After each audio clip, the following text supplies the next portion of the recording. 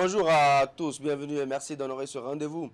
C'est celui de l'actualité sur la 3 et pour tout sommaire, ça va de mal en pire. Sous l'échangeur de Godomé, la piste cyclable s'affaisse un peu plus chaque jour et derrière des crevasses et des nids de poules d'une profondeur telle qu'il est de plus en plus difficile de circuler et faire le contournement maintenant du côté nord de l'échangeur devient un calvaire dans ces conditions et la situation pourrait s'aggraver davantage si rien n'est fait d'ici là. Et puis, le mea culpa de MTN Mobile Money béné à sa clientèle. La société se désole au sujet d'un incident survenu récemment. Elle était face aux hommes des médias pour des clarifications quant aux circonstances ayant conduit au malentendu. Les associations de consommateurs, quant à eux, sont vent debout. Elles dénoncent le fait. Enfin, actualité Covid-19, pas de répit pour tous les fronts. La riposte se poursuit. La mobilisation également, la coopération internationale, la mise à contribution de l'ambassade de France, déjà très solidaire dans cette lutte, vient encore de faire un geste. Mais cette fois, ce sera un appui à l'Agence nationale de protection civile. Voilà pour les titres. À nouveau, bonjour et bienvenue. De Cotonou, rallié à Boumé-Calavi via l'échangeur de Godomé à moto est tout sauf une partie de plaisir. La piste au niveau de l'échangeur, justement, connaît une dégradation très avancée. Elle s'affaisse un peu plus chaque jour, rendant la circulation très pénible à ce niveau-là. Le constat de Teddy Goudalo nous a été présenté ici par Ali Moumouni.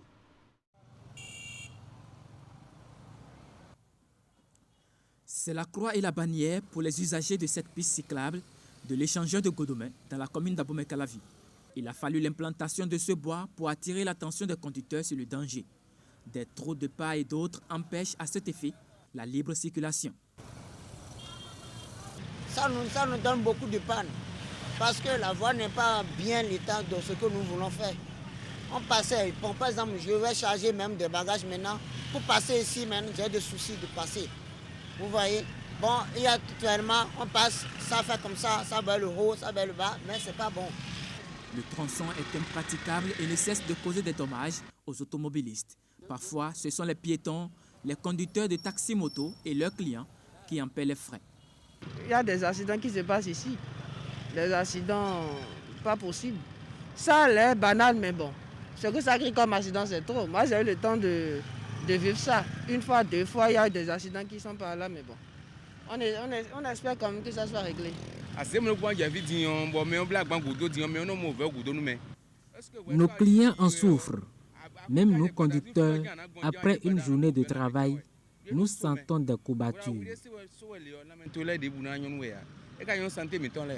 Cette piste cyclable a déjà connu maintes réparations et pourtant, les usagers ne sont pas au bout de leur peine. Les riverains ont également leur part de casse-tête et invitent les responsables en charge des travaux publics à agir.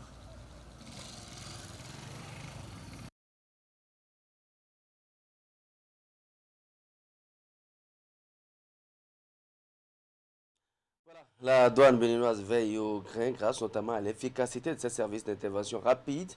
Celui de l'Atlantique notamment enchaîne les performances. Cette semaine encore, Marcelin Laourou et ses éléments viennent de mettre la main sur des faussaires au moment même où ils s'apprêtaient à déverser sur le marché béninois depuis leur cachette à Paou, dans la commune de Ouida, du riz d'importation, mais alors impropre à la consommation. Narcisse Alossé et Eder Rounkwevi nous font ici le compte-rendu. Derrière cette concession de fortune érigée ici à Paou se dresse un nid d'intoxication alimentaire. Il s'agit du riz impropre à la consommation ramassé par un groupe d'individus, reconditionné et commercialisé. Un crime découvert par le service d'intervention rapide de la douane et l'exercice de reconditionnement par de cette pourriture. Vous avez vu la première catégorie? Ça c'est la seconde catégorie là. Ça c'est encore catégorie améliorée. Vous voyez, vous pouvez prendre, vous voyez l'état de ça. Vous avez vu que ça change de couleur au fur et à mesure qu'on évolue là, non? Oui. Vous avez ça, vous allez voir que ça monte. Et vous allez voir. Vous avez vu que c'est devenu bien maintenant. Ainsi de suite. Et souvent, c'est des gens qui sont ingénieux.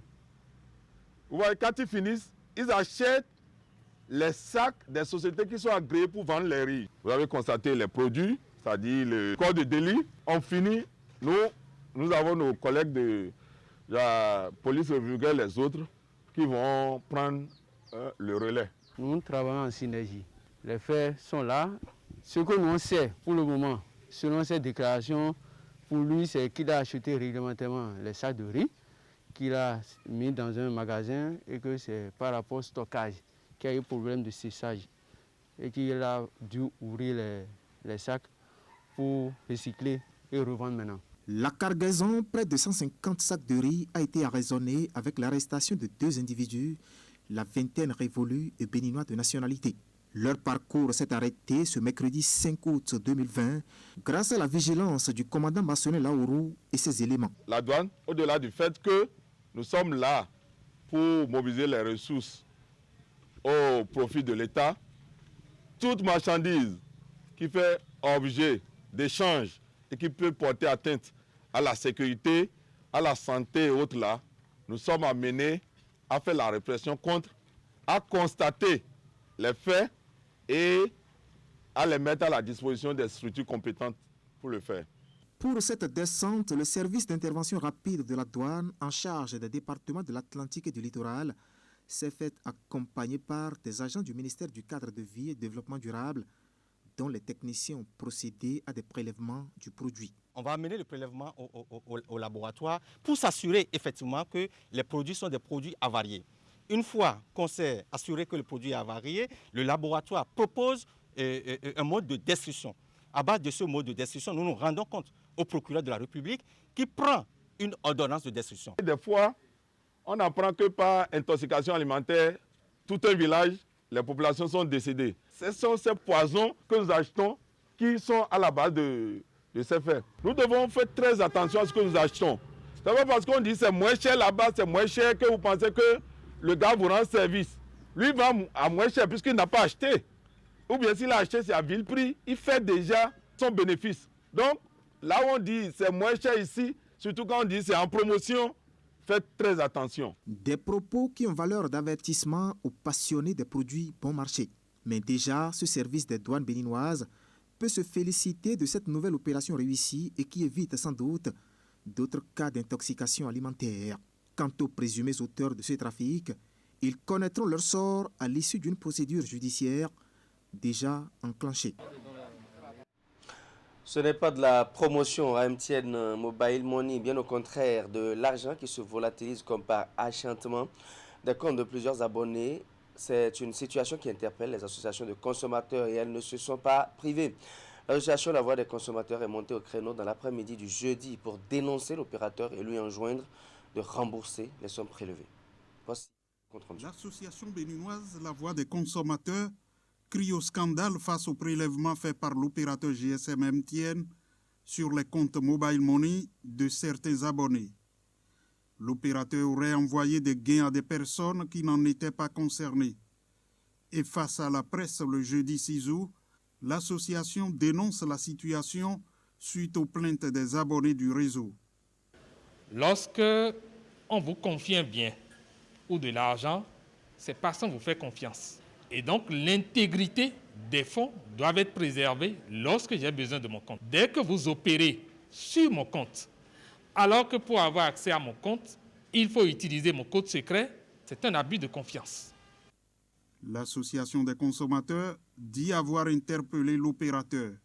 Des explications de ce dernier, il s'est vu confronté à un surnombre après un jeu de promotion organisé. L'association estime que l'opérateur aurait dû avoir une toute autre démarche. Il y a 2 régulateurs dans le secteur.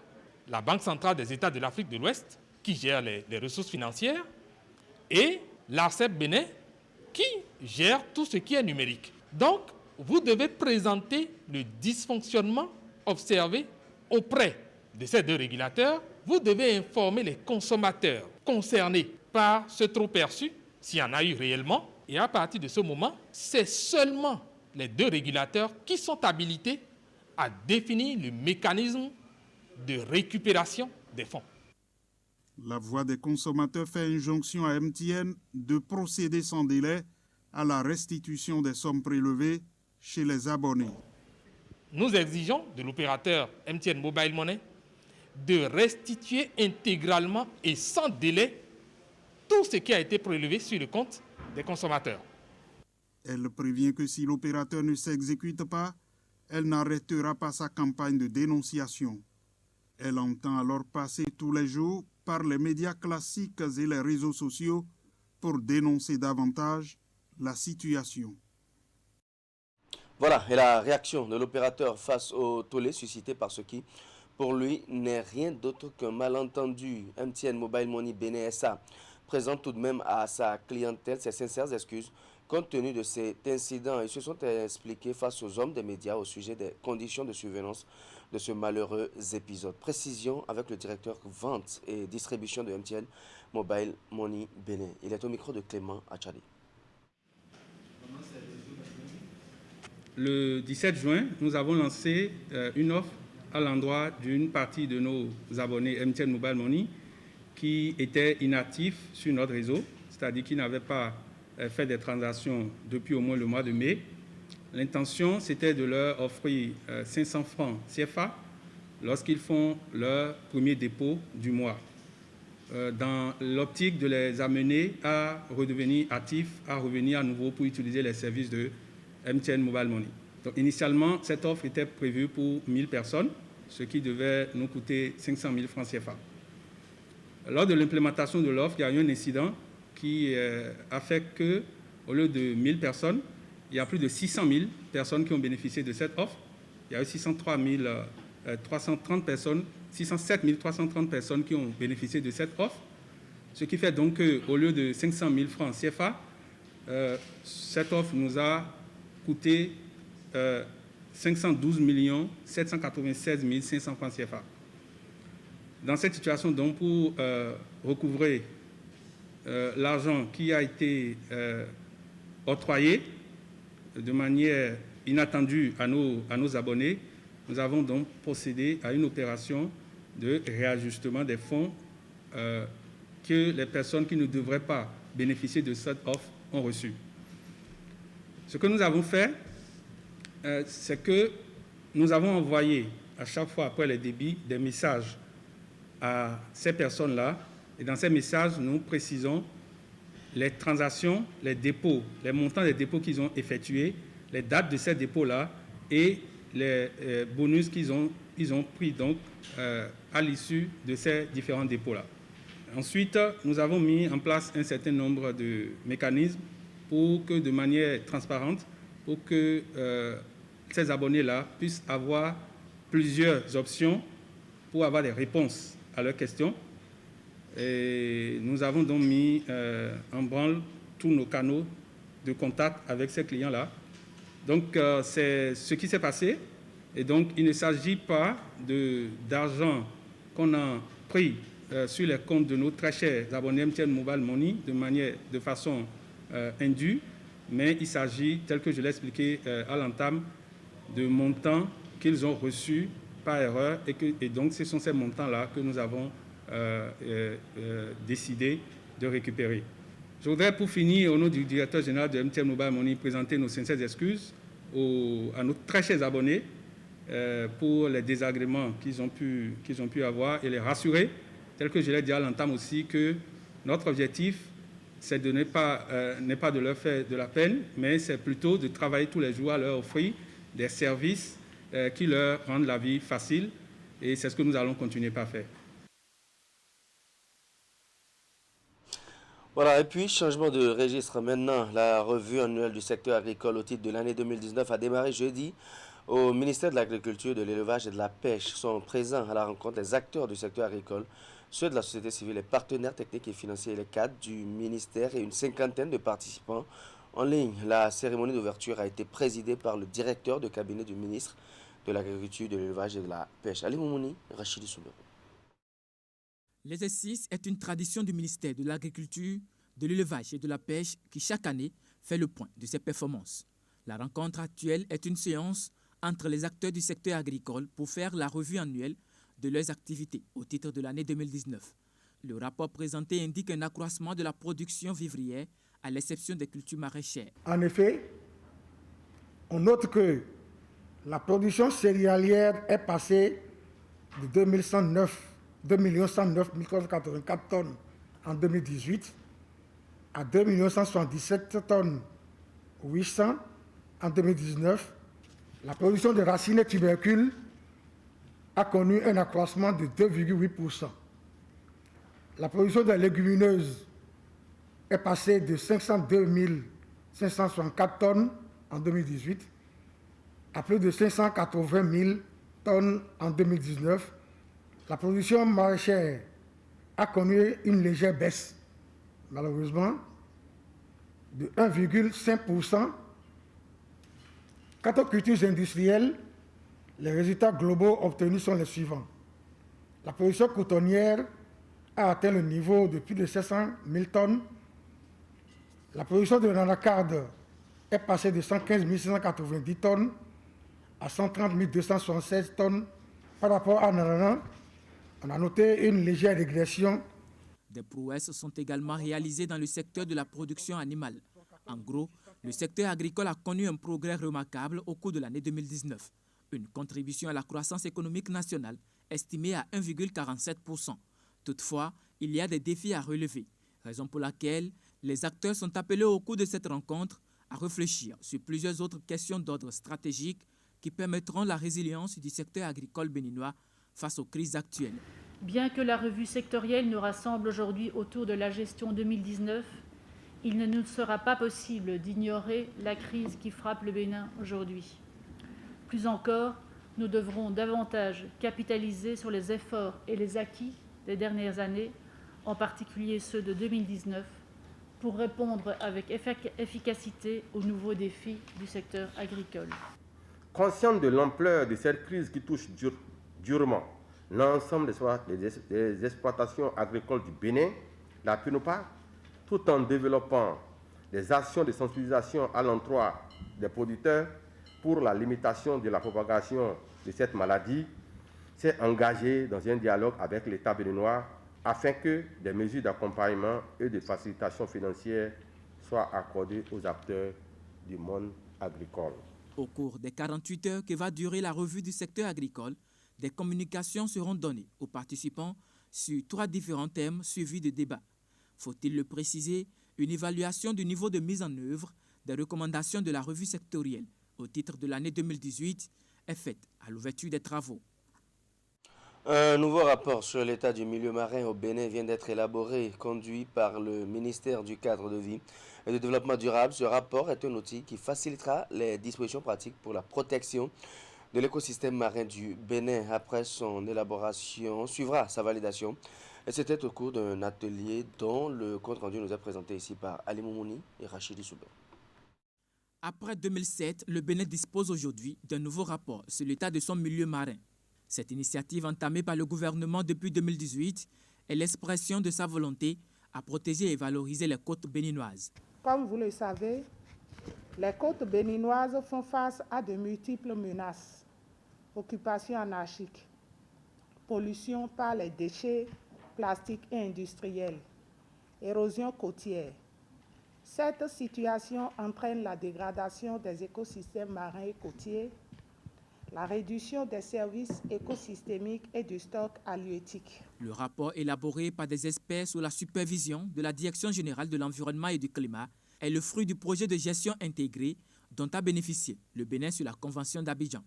Ce rapport est une évaluation environnementale spécifique axée sur un examen périodique de l'état des éléments clés composant le milieu marin béninois.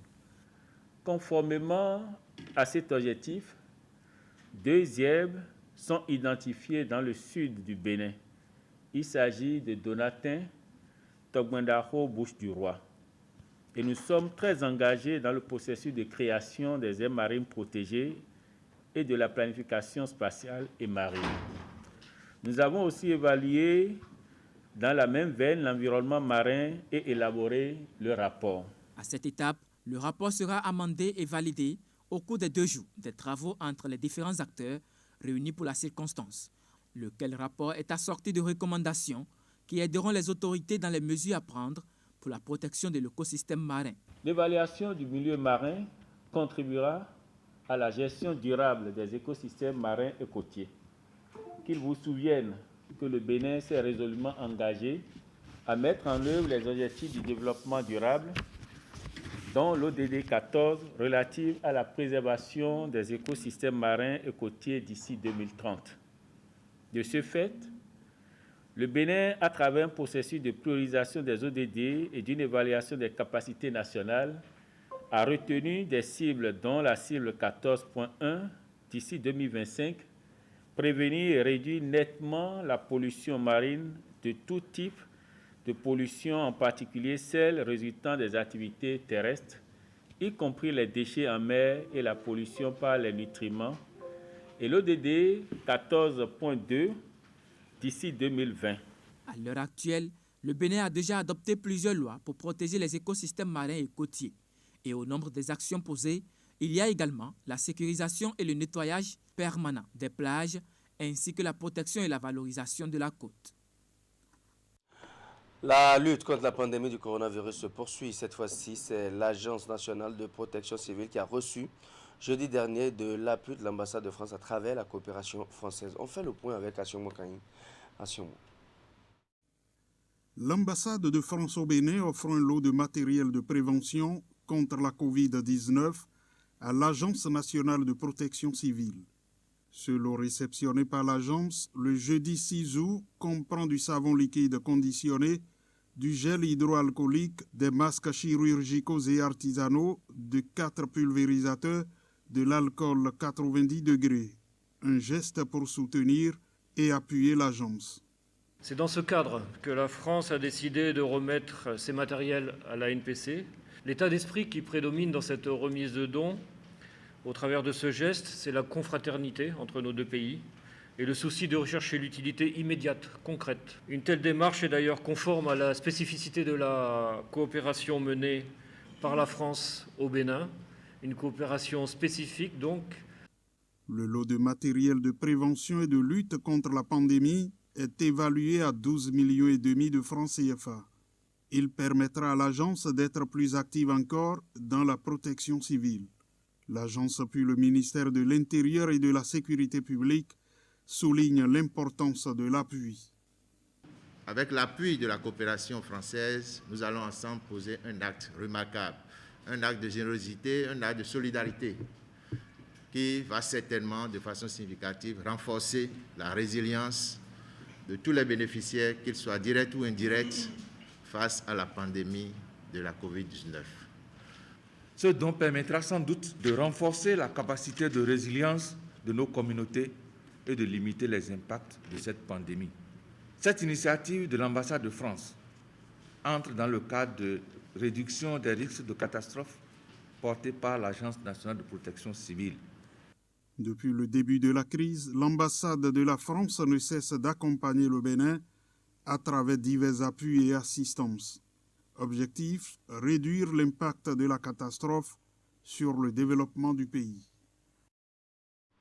Voilà, et avant de clore cette session, lancement officiel de la plateforme de téléconsultation de Kea Medical. Ce jeudi, il s'agit d'une plateforme numérique de consultation à distance conçue pour offrir aux populations des soins de santé de qualité tout en réduisant les coûts. C'est une initiative fortement soutenue par la fondation MTN, principal partenaire de cette plateforme. Voici le compte-rendu de la cérémonie de lancement qui s'est déroulée à Cotonou, et c'est avec Ulrich Gaba et Moufid Sagourou. Ensemble, construisons un monde meilleur. Ce slogan de la Fondation MTN Bénin illustre bien la présente cérémonie qui consacre le lancement officiel de la plateforme de téléconsultation de Kea Medical. Fruit de 3 longues années de recherche, la plateforme Kea Medical est un espace digital de consultation à distance conçu pour offrir à toutes les couches de la société des soins de santé de qualité à moindre coût, sans distinction de sexe, de religion ni de rang social. On a eu cette vision, ce rêve-là, depuis 2017 aujourd'hui, où on s'est dit comment on peut s'assurer que chaque personne, où qu'il soit, puisse avoir cette chance-là de pouvoir bénéficier d'une meilleure vie, de pouvoir avoir cette garantie d'une meilleure santé. Malheureusement, tout le monde n'a pas encore cette chance-là de pouvoir bénéficier de cette santé parce qu'il y a des écarts, parce qu'il y a des défis qui s'érigent sur ce parcours-là. Et c'est cette réflexion qui nous a conduit à l'initiative, comme vous le savez déjà tous, du projet Identité médicale universelle, il y a 3 ans maintenant. Cette solution qui vise à interconnecter toutes les structures de santé et à permettre, quel que soit le lieu et quel que soit l'instant, à tout médecin de pouvoir avoir à disposition l'information utile liée à son patient pour agir de façon très rapide, de façon sécurisée parce qu'il a les informations utiles et complètes par rapport à son patient. Et le médecin qui peut garantir ces soins-là rapidement à son patient, c'est qu'il va aider ce patient à économiser de l'argent. Et même, quel que soit le niveau socio-économique élevé de ce patient, une économie sur la santé, c'est de l'investissement qui peut être effectué ailleurs. Pas besoin donc de se déplacer avant de se faire consulter par un vrai médecin via la plateforme Kea Medical. C'est une plateforme qui répond bien aux exigences de la crise sanitaire actuelle liée à la COVID-19. Et cela justifie la présence de la Fondation MTN Bénin aux côtés des promoteurs de cette plateforme numérique. Notre rôle à la Fondation MTN sera d'aider Kea Medical, avec le concours de Semicity bien entendu, à vulgariser cette plateforme de téléconsultation, à vulgariser à travers tous nos canaux de communication. Nous le ferons parce que c'est l'engagement fort que nous avons pris auprès de Kea Medical et parce que nous croyons en l'innovation et nous croyons à la valeur humaine. Nous avons, dès les premières heures du coronavirus, été aux côtés de nos populations à travers diverses initiatives, que ce soit avec le ministère de la Santé, le ministère du Numérique et d'autres partenaires que je ne citerai pas. Et nous continuerons à le faire tant que ce sera pour apporter quelque chose de plus à nos populations.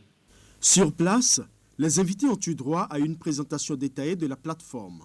Des médecins présents dans la salle n'ont pu s'empêcher d'exprimer leur émerveillement. Je peux désormais consulter mes patients étant même chez moi, en voyage ou pourquoi pas à l'extérieur du pays. C'est formidable, c'est tout simplement waouh. La santé pour tous et à moindre coût, c'est le rêve conjoint de Kea Medical et de la Fondation MTN Bénin avec le soutien de Semicity pour promouvoir et booster l'innovation technologique au service du bien-être des populations. Voilà, ce sera tout pour ce 13h. Merci de nous avoir suivis.